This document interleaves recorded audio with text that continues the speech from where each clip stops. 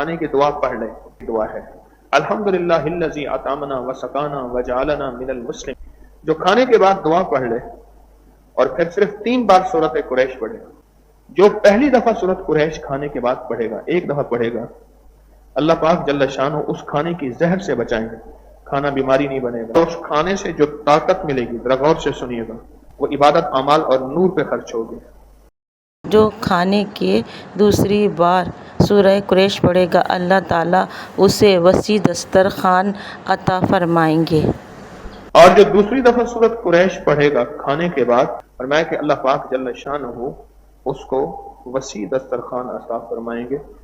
اور جو تیسری اور آخری دفعہ سورۃ قریش کھانے کے بعد پڑھے گا، اور تیسری دفعہ سورہ قریش کھانا کھانے کے بعد پڑھنے پر اللہ تعالیٰ وسیع دسترخوان اس کی 7 نسلوں کو عطا فرمائیں گے۔